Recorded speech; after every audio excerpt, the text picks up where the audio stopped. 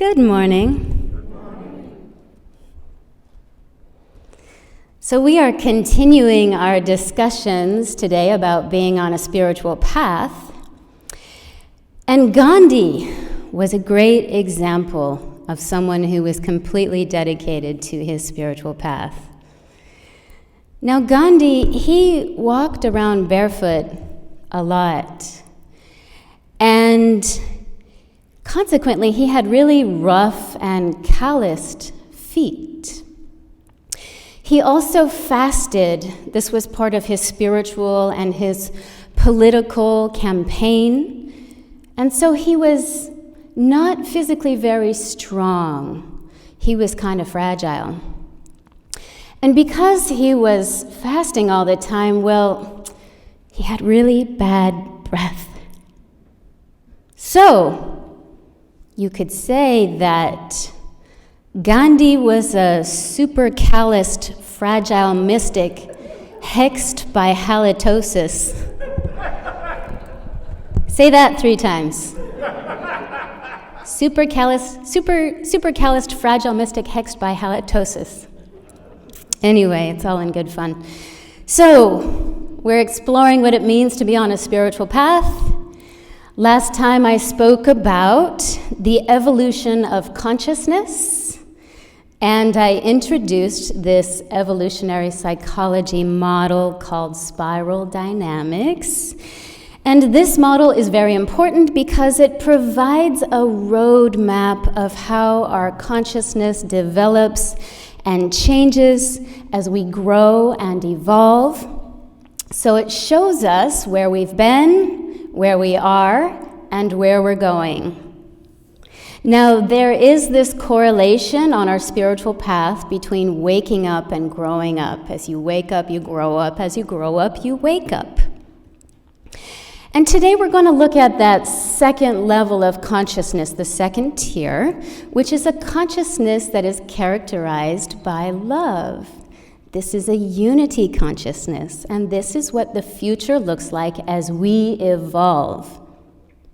Now, you all know that in Unity we teach that everything begins in consciousness. And Charles Fillmore, Unity's co-founder, said that involution always precedes evolution. So therefore we understand that evolution begins in consciousness. So understanding your consciousness is paramount for being on a spiritual path. And this is how we wake up. So as I was thinking about what to say today, I found Robert Brummett's blog for this week. And we all know and love Robert Brummett here. If you remember, he was here at the beginning of 2020 in residency with us for a month. He is a Unity minister and a teacher and a counselor and a guide. And he is amazing. We love him. And so I want to share what Robert Brummett said this week in his blog. This is called the Evolutionary Imperative. And I felt that it was just perfect for the topic today. He said, quote, "At this point in human evolution, we find ourselves halfway between the beasts and the angels. We have shown both the best and the worst of each, as human history has shown us. We have soared much higher than the angels, and we have behaved much lower than the beasts. Humans have climbed to magnificent heights in many arenas. The past century has seen achievements that would be totally unimaginable in the century preceding it. Through genetic engineering, we can replicate and control life forms. With artificial intelligence, we have created devices that surpass human thinking capabilities. Through organ transplants and other miracles of medical science, we can prolong human life by many years. In 1903, the first airplane soared to an altitude of just 10 feet. And 66 years later, we landed on the moon, an altitude of 238,857 miles. In the social arena, we have made breakthroughs never before possible. In the U.S., 150 years after African slaves were owned as property and treated like farm animals, a man of African descent was elected as president. And he was competing for the position with a woman whom 9 decades earlier would not have been allowed to even vote in that presidential election. But we now find ourselves at a crucial juncture in this human experience. We have acquired powers undreamed of by our ancestors, and in many ways we have attained godlike powers. But alas, we have not evolved in the wisdom needed to broker these powers. In this regard, we have become more like the beasts than the angels, and this is a very dangerous circumstance. We are like a small child with a loaded gun. Our development has become dangerously one-sided. We have achieved an astounding degree of knowledge of the material world, and we remain appallingly ignorant of ourselves. We have overdeveloped knowledge and underdeveloped wisdom. This lopsided development has forced us into a position where we must become more balanced, or we may perish as a species.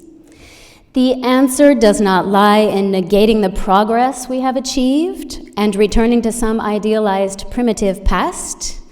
The problem lies not in the knowledge or the technology or the material world itself. The problem lies in the tremendous imbalance and lack of integration between our inner and our outer worlds. We have failed to parallel our rampant external development with a corresponding growth in self-awareness. We have created external wealth and internal poverty. Because of this internal poverty, we have developed a culture which tries to fill its inner emptiness with material possessions, with pleasure, with entertainment, and social status. We have developed a lifestyle which uses both people and the earth's resources to our own inner emptiness. We have become a highly addictive culture. This has led to rampant consumerism and to near depletion of many of our planet's resources. Good morning. In many ways, the American dream has become a nightmare. And what is the solution to this nightmare? We may wish to change the bad dream into a happy one, but a more direct and permanent solution is to simply wake up. In the biblical story of creation, Adam falls into a deep slumber. And in Hebrew, Adam is translated to human. Nowhere in this story, nor anywhere in the Bible, does it tell us that Adam has awakened. It's not mentioned because it did not happen. Adam, or humanity, remains asleep. Adam's slumber is the major cause of our crisis. The crisis before us is not a political or economic or even a psychological crisis. It is a spiritual crisis. Most of us do not even know who or what we truly are, and this ignorance may destroy us. Waking up has become an evolutionary necessity. It is no longer optional. Waking up has become an evolutionary necessity. So let's talk about waking up. There is a map of the stages that we go through as we wake up.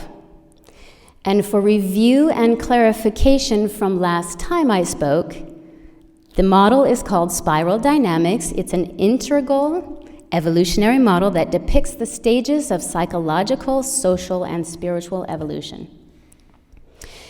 It draws parallels between our individual psychosocial development and that of the collective of human consciousness. And consciousness evolves through stages of development in response to our time in history. As Robert Brummett said, waking up has become an evolutionary necessity. It's no longer optional. So out of necessity, humanity has to evolve. It's imperative, according to Brummett. Now, this model, called spiral dynamics, is taught here in Unity because it increases our self-awareness, and it provides guidance for our evolutionary path. And as I expressed last time, it's also one way to better understand the Bible, because the Bible is a description of the evolution of human consciousness in the West. So I'm not going to spend much time on that. If you wish to go back and review the lesson from last time, it's called The Evolution of Consciousness, and you can find it on YouTube. Now, in spiral dynamics, this model has 2 tiers because to move from the first tier to the second tier, it requires a quantum shift. As we talked about in the first tier last time, that tier is characterized by fear. The second tier, which is a more evolved consciousness, is characterized by love. So can you see how that requires a quantum shift to move from fear to love? Now, fear is a primitive instinct, and we are often taught to be afraid. Usually it starts in early childhood. But love is a force. Love is a foundation, and love is the energy of the divine. In the Gospel of John, chapter 4, verses 7 through 8, it says, "Beloved, let us love one another, for love is from God. And whoever loves has been born of God and knows God. Anyone who does not love does not know God, because God is love." Waking up has become an evolutionary necessity. It's time to wake up. This second tier of consciousness is a consciousness characterized by love. And it's oriented toward a collective perspective that recognizes the unity of all existence. In this unity consciousness, or this second tier, a consciousness characterized by love, we are motivated to connect everything and everyone, rather than to separate and divide. We see ourselves as both distinct and unique, and also part of a larger compassionate whole. Our thinking is intuitive, holistic, and cooperative. We appreciate and value all belief systems, all paths to God. And we seek to find truth in every path and to integrate those truths into our own spiritual path. As Ernest Holmes said, we are looking for the golden thread of truth that runs through all the great world religions. This second tier, this consciousness of love, is where we pay attention to what's going on inside.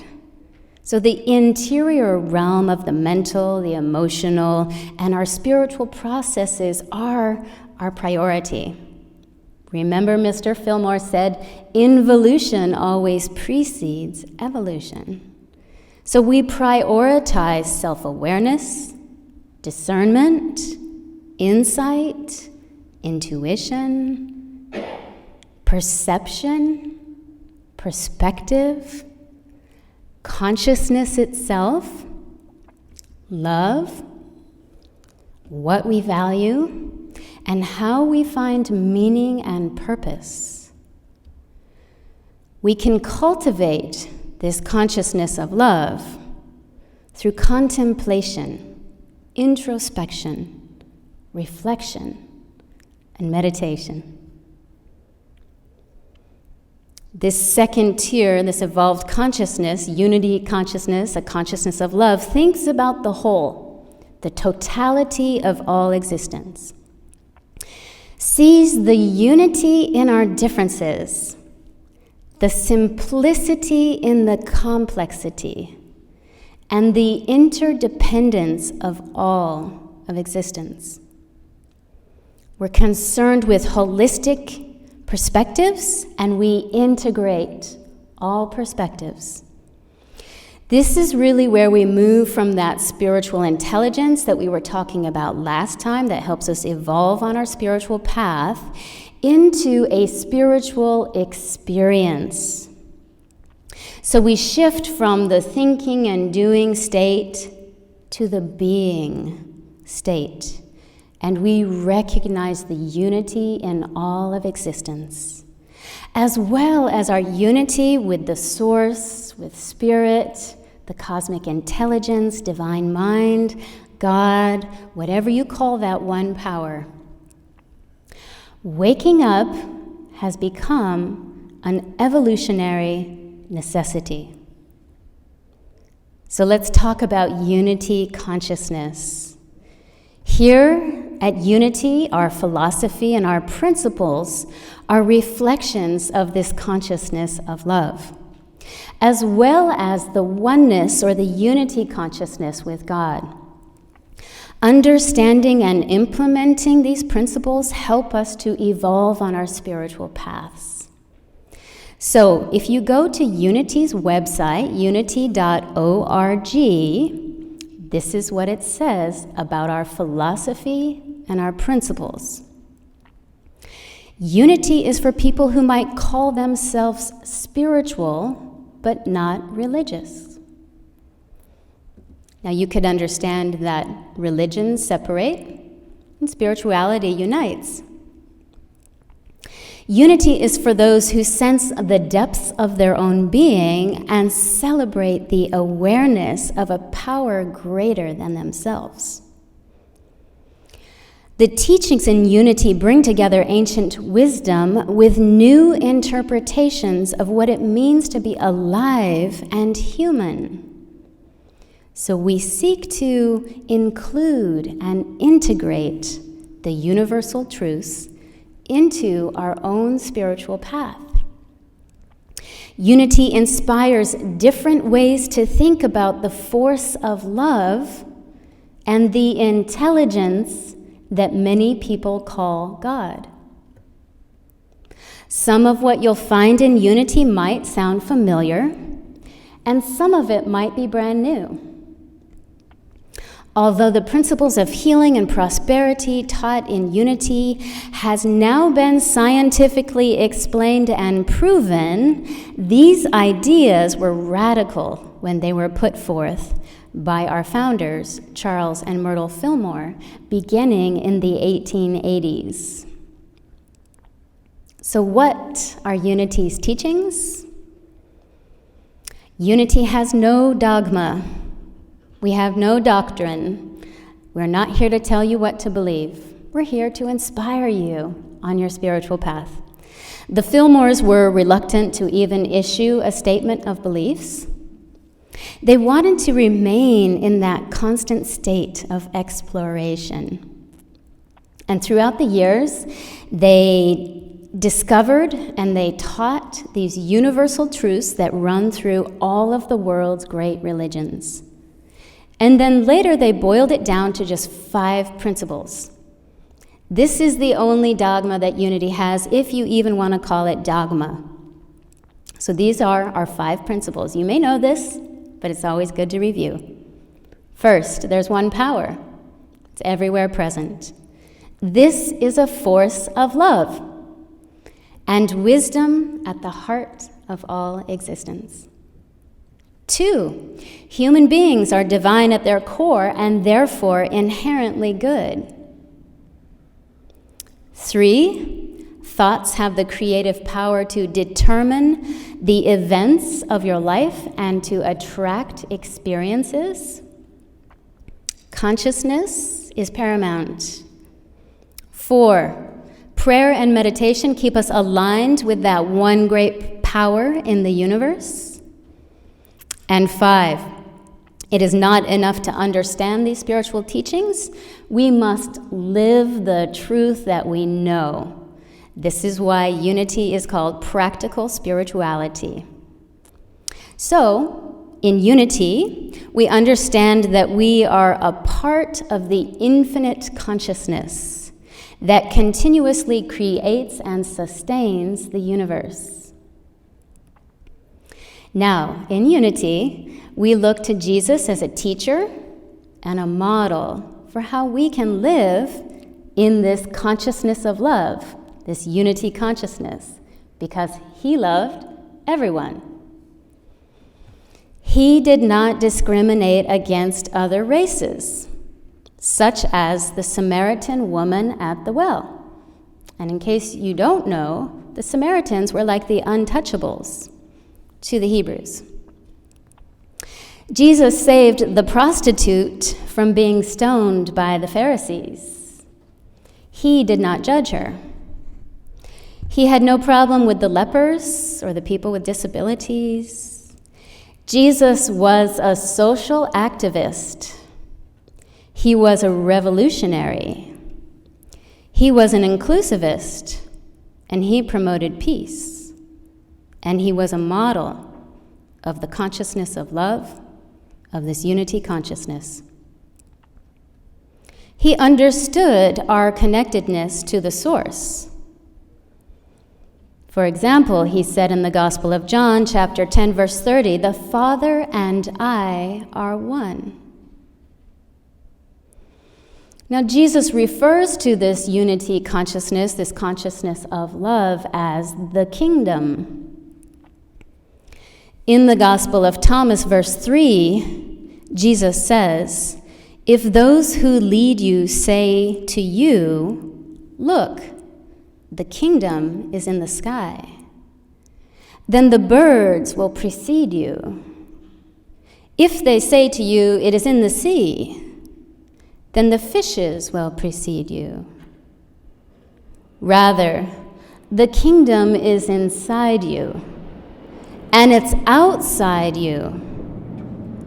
And when you come to know yourself, then you will know and realize that you are the children of the living Father.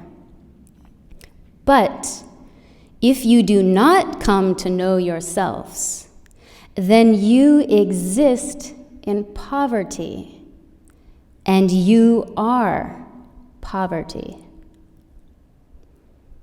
As Robert Brummett said, we have created this external wealth and an internal poverty.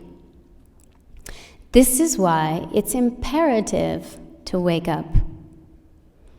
So this consciousness of love, this unity consciousness, is oneness with the source, oneness with all of life, oneness with all people, with the planet, all of creation, and it is the awareness that we are all interconnected. Waking up has become an evolutionary necessity. So this evolutionary imperative is a call to wake up, as Mr. Brummett says.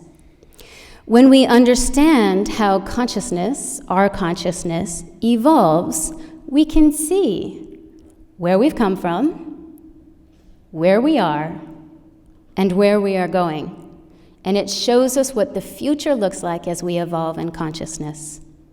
We can choose to move from fear to love. We can understand more fully how and why we think and problem solve and choose and act in the ways that we do. It increases your self-awareness. We understand the motives that drive our choices in both ourselves and in others. And finally, we can begin to see how we might deepen our level of awareness that we have for both ourselves and for others and for the entire world. It's time to wake up. Waking up has become an evolutionary necessity. Because unity is practical spirituality, I'm going to offer you 5 ways to wake up. And this is why we're talking about being on a spiritual path. This is why we come to this spiritual community, because we're here to wake up. And we're here to help each other wake up. So the first principle for waking up is to develop a sense of connectedness. So start to feel that deep sense of connectedness with all of life, with all cultures, with all people, with all nations, with all religions, and recognize that we are a part of one universal family. That's what Charles Fillmore said. We are a part of one universal family. So we seek to unite rather than divide, and we integrate rather than separate. Our second principle, tap into your intuition. You have this powerful inner GPS system that is constantly guiding you. The problem is we're not listening, so we need to go within and listen. All of the answers to all of your problems are within you. That is why we talk a lot about prayer and meditation. It's our 4th principle in Unity teachings. You can go in nature, spend time in the silence, music, however you commune, connect within. That's how you cultivate your intuition, is by getting quiet. Our 3rd principle, allow inspiration to drive your actions. When you are connected to the source within you, there is this infinite well of wisdom, and you will find that you are inspired. Now, inspired means in spirit. So let spirit guide your actions and your intentions. Our 4th principle, believe in a higher purpose. You are here for a reason. You have a calling. You have a unique purpose. It is not a random event that you have incarnated into this body at this time on this planet. As Mary Beth said last week, recalibrate your soul to its goal. And our 5th principle, find that unity consciousness, that consciousness of love, which is a God consciousness, which is a more evolved consciousness. Being on a spiritual path is when we make the commitment to align with the higher dimension, as Mary Beth was talking about last week. This is a higher consciousness. This is the kingdom of God. And the kingdom is not in the sky or in the sea. It's within you, and it's all around you. And the kingdom is here now if you choose to see it. Waking up has become an evolutionary necessity. So, to wrap this all up, Robert Brummett says that the evolution of consciousness is imperative. Quote, "The crisis before us is not a political or an economic or even a psychological crisis. It is a spiritual crisis. Most of us do not even know who or what we truly are. And this ignorance may destroy us. Waking up has become an evolutionary necessity. It is no longer optional." End quote. So there is this roadmap that details how the evolution of consciousness unfolds.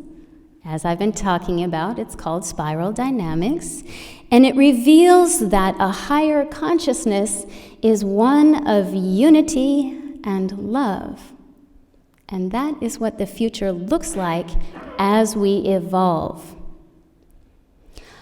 Understanding that your consciousness is the foundation of your spiritual path will help you to evolve.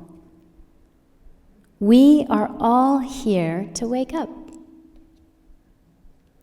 Love and oneness is that highest level of consciousness that we've been talking about. So let us strive to connect everyone and everything rather than to separate and divide. To choose cooperative, holistic, and intuitive approaches. To appreciate and value all belief systems, all paths that lead to God, and to seek to find those universal truths that we can integrate into our own spiritual paths. That is what we teach here at Unity. Once again, waking up has become an evolutionary necessity, and it's time to wake up.